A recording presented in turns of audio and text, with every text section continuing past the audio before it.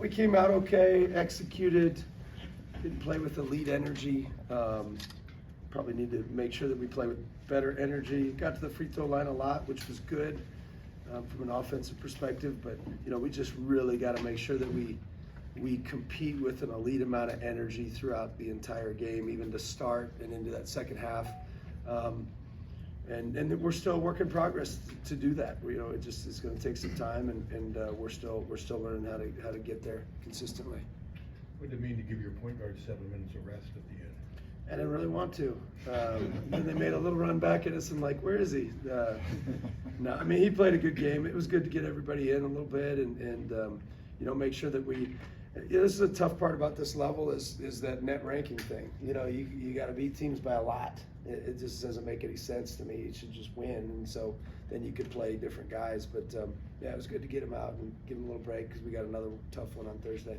I haven't heard too many coaches admit that, but is that something that you're conscious of most games? You don't really think about it, but you don't sub as much as you normally would. Yeah, I mean that's what you got to do a little bit. I've never had to do that in my career because at Drake we weren't going to make it on an at-large anyway, and so. But yeah, I mean at this level that's part of it. That's why those guys schedule the way they do.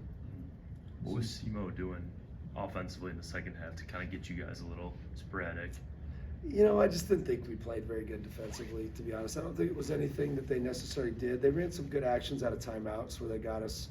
That was good. They dragged us on some ball screens. That was a good adjustment by them.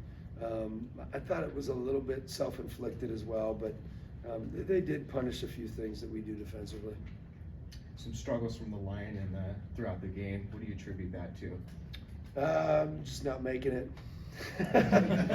Yeah, no, I mean, you just got to make them. I mean, it's like one of those things. It's the funniest thing.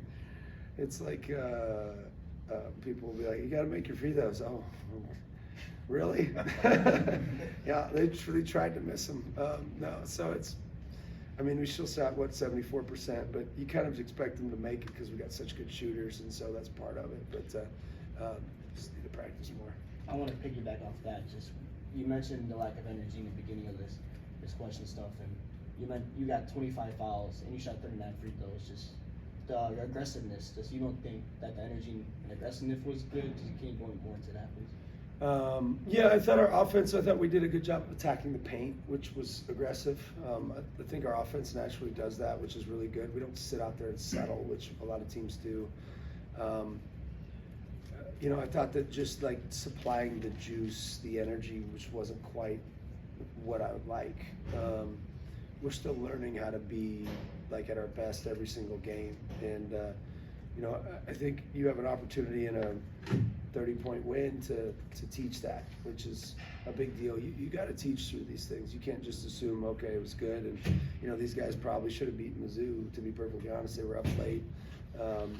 We beat them handily. You can't really think like that. You kind of have to think of what we did from an effort standpoint. Ben, I don't know what stats you care about and what you don't, but you started today 5th in the country in field goal percentage, and you shot better than your average tonight. Is that an expectation? No, not really. Just try to get free throws, layups, and threes. No, we don't. I don't. I mean, our teams in the past have always been super efficient, towards the top in the country in efficiency. So efficiency is a big deal to us. Points per possession would be more important to me than anything. Not any stat, but any offensive stat is points per possession. Because that means the ball's going through the basket more. When the ball goes through the basket more, you can set your defense more often. They can't score in transition. If they can't score in transition or get shots in transition, then you're not in rotation. When you're not in rotation, you can box out, get the defensive rebound, then you can score a little bit easier. So ultimately, points per possession from an offensive perspective matters just about as much as any stat there is. Was this Alvaro's best game for you, and do you think he's kind of a difficult matchup coming off the bench, the way you use him? Yeah, I thought it was. I thought his energy was great. I was really happy with his energy. I do think sometimes it's good to bring him off the bench on occasion, just because then he doesn't get into foul trouble early. Thought he passed well. I thought he supplied some energy. You know, I think he just needs to keep doing what he's doing and just keep fighting and keep competing. And we've made him earn it. You know, I mean, we made him earn it. And a guy of his stature, you know, he coming off the bench and he's not sitting there pouting about it. He's trying to keep going, which says something about him.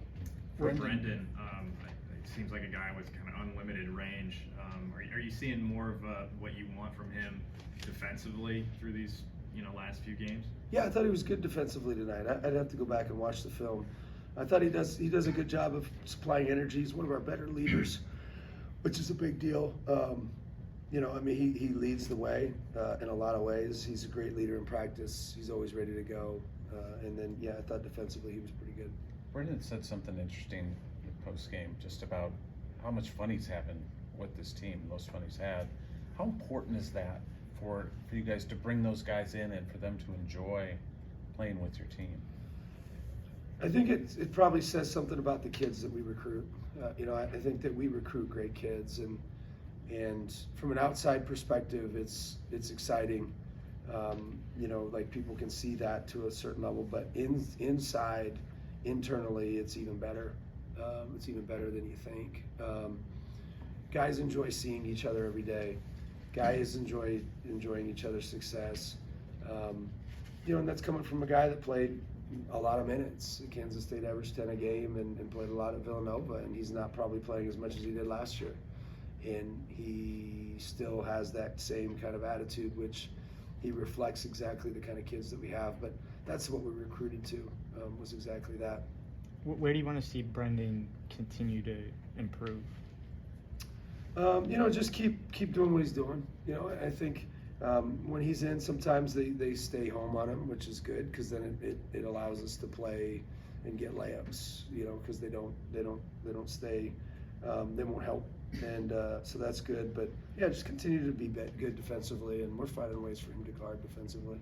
I know after the first game, you mentioned that you're going to toy a bit with that starting lineup, especially early on. Is that something you're still thinking? We're only 4 games in, Yeah. but is that something you're still thinking? Yeah, we will. I think it'll change eventually. Not right now, but it'll change. I don't know if it'll change for Thursday or not. We'll see once I watch their film. Are your teams, how deep do you usually go? I know you've said sometimes you just play as many guys as you feel like you can play, but do you go 10 deep, like historically in the past, or? Historically, if you look consistently throughout the years, 6 or 7. So this is. Did I just say? Yes. Gosh, I hate that thing. Yeah, I mean, we don't, like, we had a team one year that played 10, probably should have won a national championship that year. It was, had a big guy tear his Achilles 2 minutes into the regional championship. Best big guy win in overtime, lost by 2. That team won the national championship. Kim Anderson was the coach, went to Mizzou. That team played 9, 10, something like that. And then after that, we've had teams that have played 6 to 7 guys, 7 probably. It just kind of depends on the year, though. I don't have like a specific rotation necessarily, just because, I don't know, whoever's good plays. That's my theory. I guess what type of challenge is this for you then to try to put the puzzle pieces, figure out who's getting what minutes, what lineups, stuff like that? Oh, it's a challenge, yeah. I mean, that's why we got to have consistency in guys ready to go, so that we know that. And then we got in foul trouble tonight, and so we're rested. That'll be good. I mean, Bennett rested a lot, so he'll be well rested. And you know, guys are playing 20 minutes. Like you can play 20 minutes and then turn around and play another 20-minute game coming up. You mentioned some of your past teams being near the top in the country in efficiency. Just why do you think that happens? How does that come about? We take good shots. Shot selection dictates a lot of that. You know, I mean, just when we define roles really well, which I think helps. Some of the past teams shot a lot of threes. I mean, we had one team, like I think I've said this before, we should have one team shoot 46% from 3 and make 11 threes a game. That's naturally going to jump your efficiency up there pretty high. So we had really good shooting teams. We took really good shots and made our free throws. So it was good. How important is it, do you think, to collapse the defense, get the ball inside? Do you stress that at all? And If you do or don't, why? Oh yeah, you got to attack the paint. You got to attack the paint. I mean, that's the number one thing. Your free throws are your highest percentage. It's your highest points per possession. Your second highest is probably layups. Your third's probably threes. I think what people do a lot of times is they shoot threes because, you know, I can make 2 threes to, what is it? It's like, I can go 50% to 33%. So 50% from 2, 33% to 3. And so people just shoot threes and it never made sense. The reason you shoot threes is because it opens up the floor.